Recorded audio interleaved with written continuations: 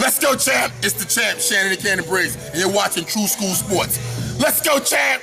Are there any fights you're looking forward to coming up? Well, I really like the Chocolatito fight, Yafai fight. All right. Wilder. Let's talk about that then. You got Chocolatito versus Yafai. We talked about this on my channel before. Yeah. But I haven't got your opinion on that, the video alone. What do you make of Roman Gonzalez versus Kal Yafai? I think for him, he's a legend anyway in the sport already, so people don't give him the respect that he deserves, but he's done enough for boxing that people should. Well, actually, the casual fans won't know, but the true real boxing fans know what it's all about.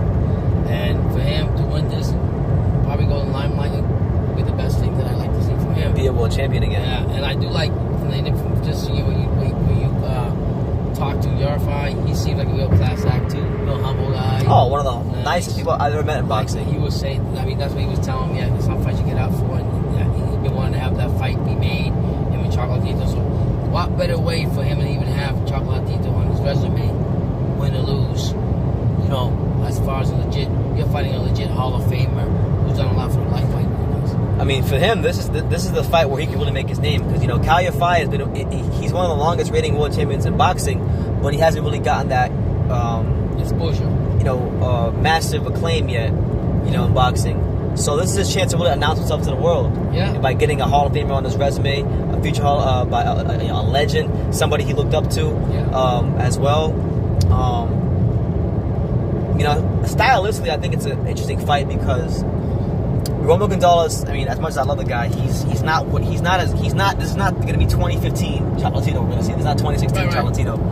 But I still think there's going to be a lot of hunger in the tank because there's a lot of things going on. I mean, I talked to somebody recently that goes to Nicaragua, a friend of mine, and he was telling me that there's a lot of things going on in the country that Roman Gonzalez is kind of pissed off about, so that he's going to be a bit more up for this fight. I mean, boxing aside, he's very upset with a lot of things going on in Nicaragua right now. So he's going to be up. Just on that alone, that's going to get motivation. Then you have people saying that he's washed up, he's no good, and then he has the extra motivation to become world champion again. Well, what I like the most about him is that he never backs down from, and he's a true believer of, and I truly believe in it, is con todo se puede con Dios. In other words, everything is possible to God. Todo posible con Dios. Everything is possible with God. And he's always kept that motto, kept himself humble. He doesn't hate on nobody.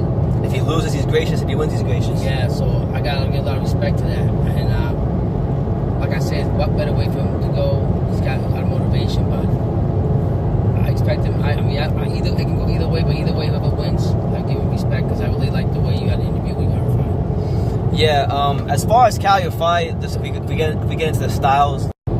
I think it's hard for boxing, for people who have really followed these two careers, it's hard to gauge how Kal Yafai is going to fight Roman Gonzalez, because we've seen Kal Yafai fight in a number of different ways. I don't think Matchroom Boxing has ever put the kind of opponents that are going to get him up for the fights and for him to put his best foot forward to get the best out of him. Obviously, we know he was an Olympian. We know he comes from a decent amateur pedigree. He's trained by a wonderful trainer in Max McCracken. But we've seen him, like he fought David Carmona, a rugged Mexican veteran, gave Cuadras a really tough fight. Some people thought he beat Cuadras. Right. And he bullied the bully. I mean, he beat him at his own game. He was in the inside, he was in the trenches, he was going to the body, and he won that fight. So we've seen that fight. We've seen more technical fights against, Sho Ishida. He boxed one on the outside in that fight. Yeah. So, and then we've seen him struggle against the likes of Israel Gonzalez. So we've seen Kal Yafai here, there, and everywhere. So we're gonna see how good he really is when they put somebody like Roman Gonzalez in front of him. And if he wins this fight, he's world. He not only does he stay world champion, but now, in my opinion, that gives his title run, because he's had a title run. But I would really call it the most legitimate title run because it doesn't have that name on it. And I think I've always been a firm believer this will be Roman Gonzalez experience versus youth. The changing of the guard, in my opinion. I'm not going to say title, but I'm saying changing the guard of a legend, experience, trying to overcome the youth, and trying to overcome. So you going with Chocolatito? Yeah. Okay, I'm going with Chocolatito too. I like Cal. If he's gonna win, bless him. But I just think Robo Gonzalez, if you can't back him up for 12 rounds, you're not gonna beat him. And I don't think Kal Yafai has that power to hurt him throughout the course of 12 rounds, to break him down for 12 rounds. And I see Robo Gonzalez. I'm not gonna say he's gonna stop Kal Yafai, but I definitely see him outworking Kal Yafai and getting a decision. So that's my prediction for the fight. Yeah, and Chocolatito's more come forward, middle of the ring type fighter, and so constantly attacking you. I haven't really checked out Yafai's style completely, but